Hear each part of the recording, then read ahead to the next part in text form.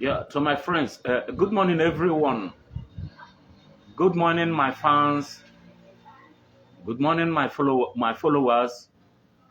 Good morning, everybody. Sorry for the break in transmission. The network, the platform I'm streaming from, has a very serious problem with network. So, in today's edition of The Door Opens, I am going to use our dialect because of what today stands for. Today is Iri-Ji special. Iri-Ji means New Yam Festival of ndị Onyicha Igboeze. So, ndị nọ n'Onyicha Igboeze kenekwa m unu jama ụtụ, jama ehwe, jama site n'ibe eke nọ na-ege m ntị. And n'oge ịdọ m mkpa mmeriwa vidio go tụsa go kee kara ndị ọzọ ife anyị na-eme. Ntadụnụ network, you are going to hear many things you've not heard before about our people. You are going to listen to the meaning of New Yam's Festival and what it stands for. For those of you who do not understand my dialect, please bear with me. Although I will be changing it, I will be using English and I will be using our dialect. But exclusively, today's video is meant for our people, for them to understand the concept of Iri-Ji, what it stands for, the spiritual significance of Iri-Ji. So, sorry, as I was preparing the stage, my phone fell off and the face smashed. I am seeing you people smile. I don't know whether you are seeing me clearly. However, today I am going to make two videos, this morning and the afternoon. Please, this evening, please share this video, is very important. Then, what is New Yam Festival? In today's edition of The Door Opens, because my program is The Door Opens, and the essence of The Door Opens is to enlighten our people about the activities of our ancient fathers, our ancestors, whom many of you do not recognize today. And they are always tell you people, you may not recognize your own ancestors if you live today and go. Perhaps your generation or your own grandchildren may not recognize you for the effort you made in bringing them to the world and the shaping their mindset. Onyicha Igboeze, ngonu Iri-Ji na Onyicha ndị yife ọkọtara. Oyife anyị na-ekwu maka ya.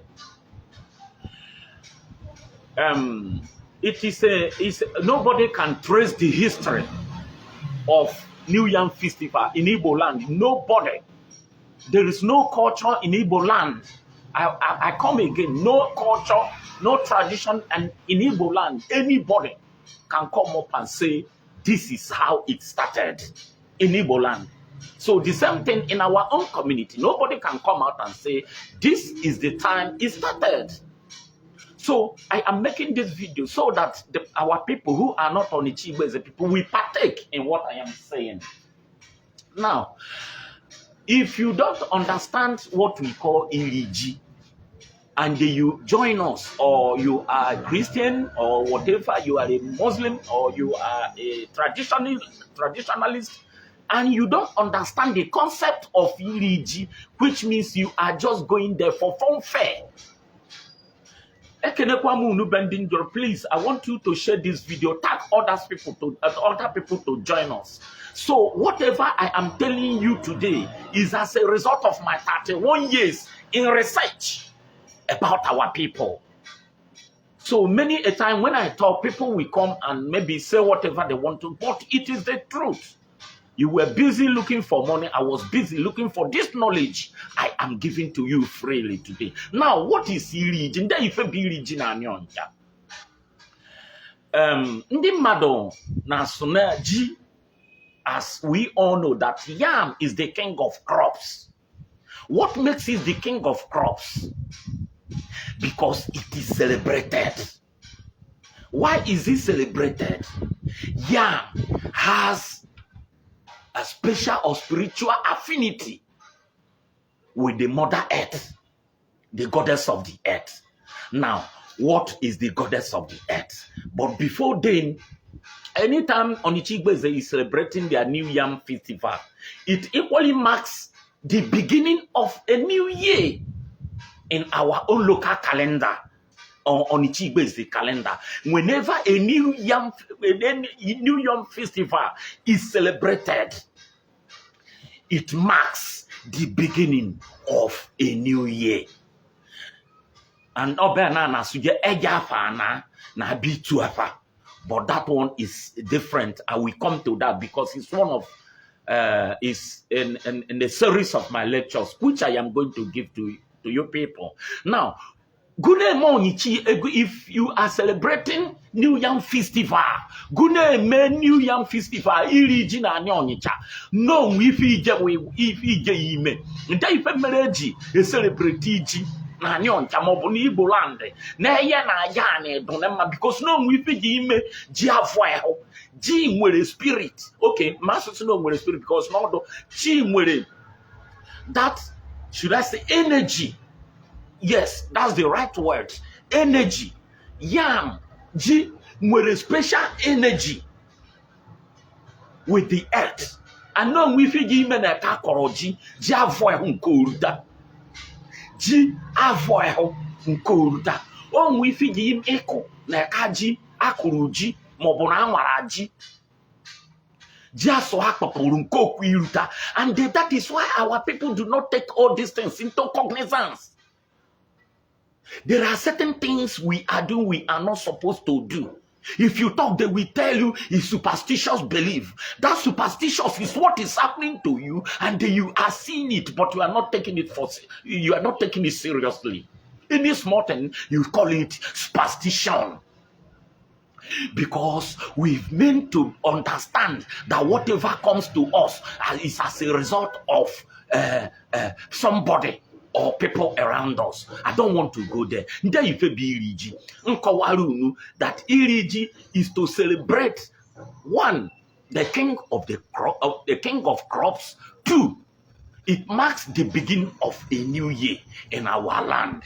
But you cannot celebrate this without the God of fertility, the God of the yam, the God that ensure that yams do well. Yams, the God that upholds the energy of the yam for bomber harvest. Ndefa chingwa. Go pa, you know why you are calling it erese. But no, chi. Oh, chi.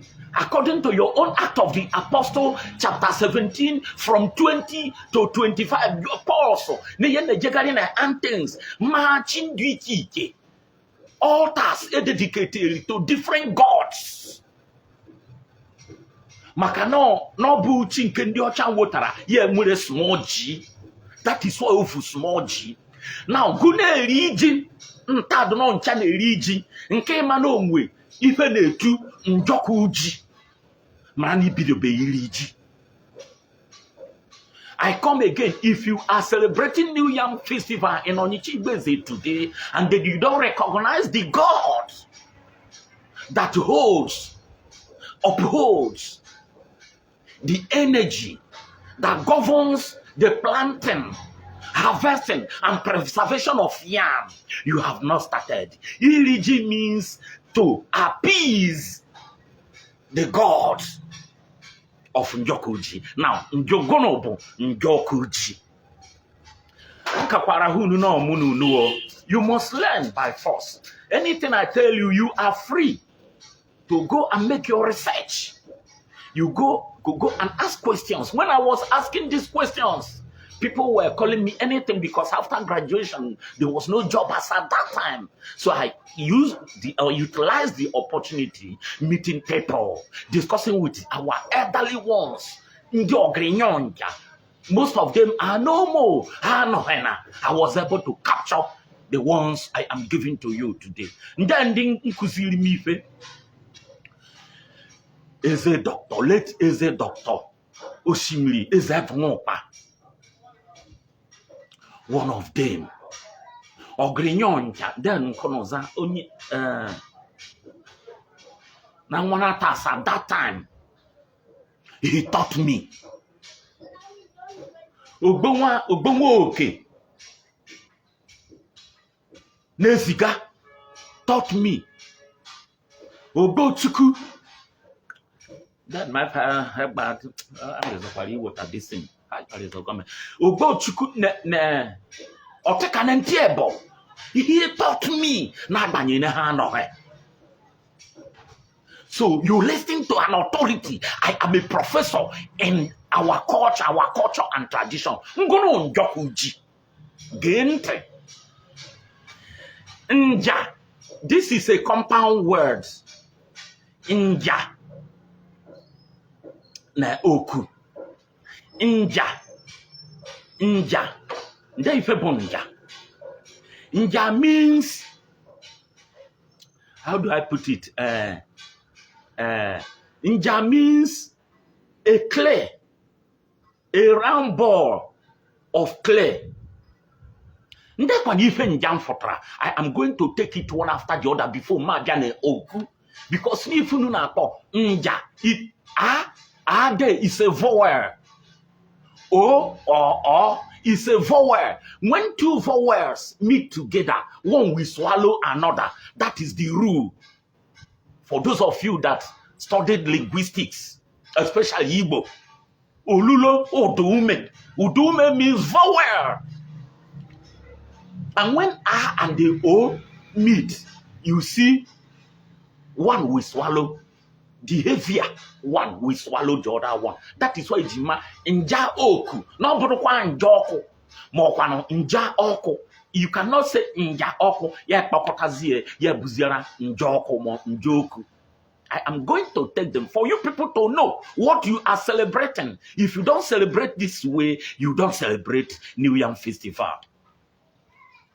Please share this video. It's very important. Share it to our people. All these my efforts, let them not be in vain. Ngononja.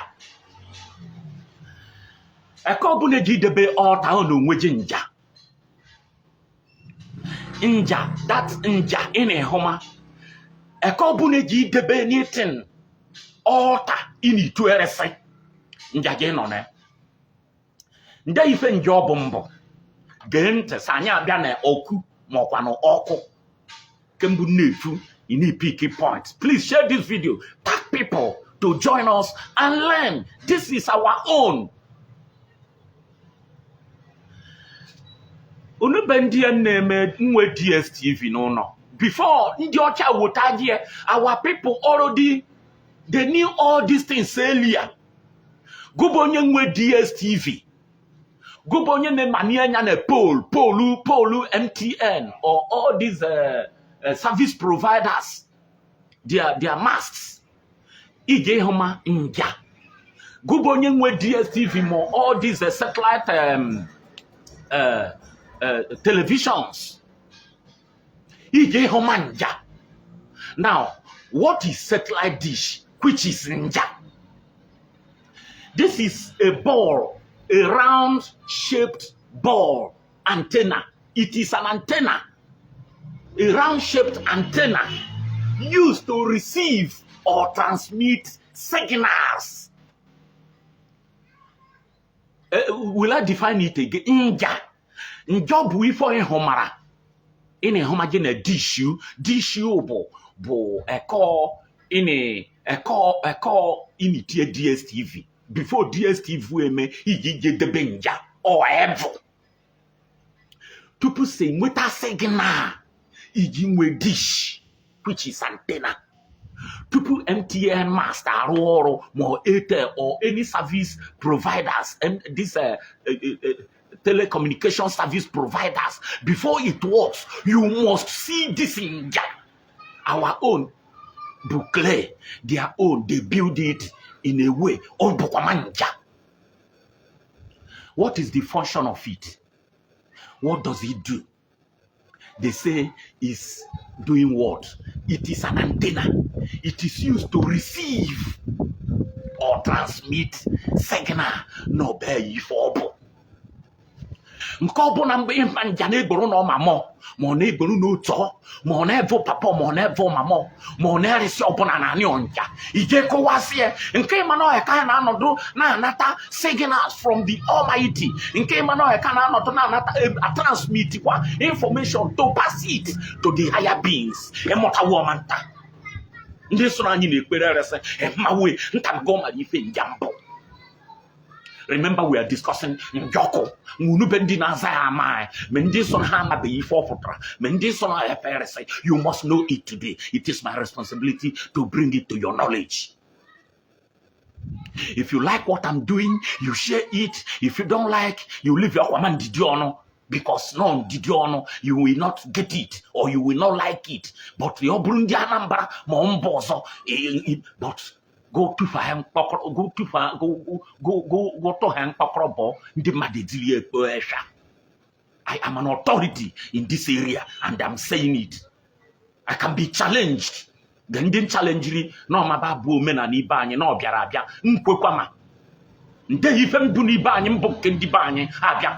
coming to that after the Unruzia phone matching on one nature after Iri-Ji. I will face them. Or on a radio station. I will go and prove to them why Obu Omena Nibanyim Bomabe. But let us continue Njoko. And my weapon Jambonta. Then go nobo oko mokwan oku because Nankaru Njoko 2 compound words inja ne oku mokwan oko. Go by oku is okay. Go by oku is okay. Ngonobo oku. Oku is the holder. Oku holder. If energy. That is why most of you who study geography or geophysics, Nemanombo crude oil is like a spirit. It's only one aspect of cap rock. There is one particular rock that can hold it, and a cap rock. Otunwa God on enja. Otunwa God no oku. Oku is like a cap rock that holds crude oil. In order to tell you the truth, there is a particular rock that holds crude oil, and that is called cap rock. Now, there is an aspect of should I say a material that holds danger. Njie ife na-emesa jiru eru and akpa oku oku oku means holder or one of fire. Fire means energy. Fire means what? Energy. Energy. Inja is a clay that gives fire or energy. So Njoko means that which gives fire. Oku. Oku to give energy to a sound. Okure oku. Oku. Oku. Fire, energy. All these things, energy. So Njoko means that satellite dish that gives energy. Have I defined it to you people today? Have I defined it to you people? Njoku-ji means the clay, the satellite that gives, that receives. The satellite, that the satellite antenna that is used to receive or transmit signals to the invisible and from the invisible. So Njoku means what? That dish, that energy that governs, that gives energy to the bumper to bumper harvest of yam. Where is the power coming from? From the Mother Earth and from the invisibles, which is the primordial world. In your book of the Bible, I think Isaiah chapter 7, 45 verse 7. Now we are greatly everything. Every source of energy, both good and bad, came from that onyo ineko tineko, according to your own Bible. You are welcome, the great future. Many of you, I'm seeing you, Henry Njoko, Ike, thank you. Now, although I am bifembo Njoko Uji, so nife Iri-Ji but to appreciate, to reverence, to appease the God. Nenye ji ike iru. Ndị Onyicha ji unu na mori bu eru ajụjụ ife nchọrọ iju unu today. Ndị Onyicha unu na makọ bu aji. Ji makwa na abi onoru bu ama eru na Onyicha ajụjụ. Ajụjụ. Ịma na onye na-eme certain things. A na-etu ọgba gị n'onwe ndị na-ihu ifu. Anya ahụhụ mmadụ ifu. Gama ya ka mmiri bidoro nwa ajụ. Ịfụkwa ime ka ọ pụsịrị.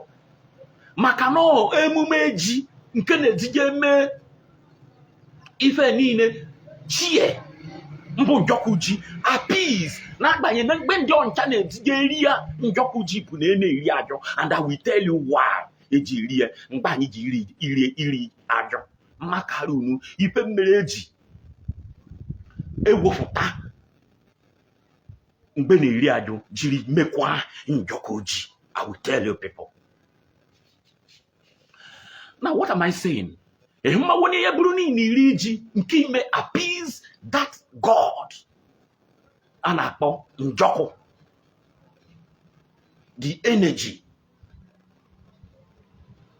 that holds the fire that brings energy to the harvest, to the planting. I mean, to the planting, harvest and preservation of yam. Nkunu merezi ene moro n'Igbo. Nkunu meri n'ike nkife eripia mgbe. Ndị aka Njọkụ nwa na anọ. Ọha na-enwe nke ha na-adụ n'ọsha nke oho nke ọha. But individually, Njọkụ ji na-anọdị n'ọba. Ọba ife unu na-etu nwa Njọba. Enwe ndị agụghara n'ebe Njọba. But ngwebe odi yo. Njọkụ ji na-anọ n'ego. Ndị Anambra ọsọm na-asụ je na arọ bụ n'agụ. Mgbe anyị bịara n'ibe ihe akọghara ife arọ bi n'ego ife o representi hara. But that is not what I'm talking about today.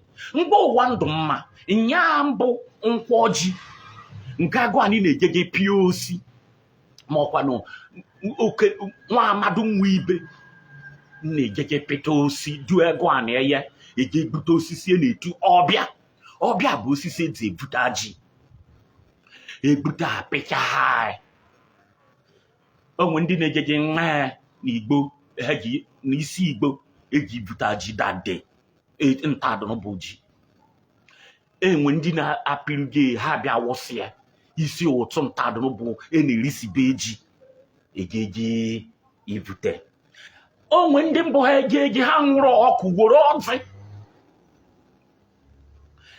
ha ba Igbe ka ha ji ibute ji isi Igbo na Igbo ha ọ bụ ihe emepe gburu ọkụkụ gọọzị wụsịene Igbo ọ bụ voyebe mu isi na tu ebe ọkụ round to tell you that they have respected, they have reverenced, they have appeased that land.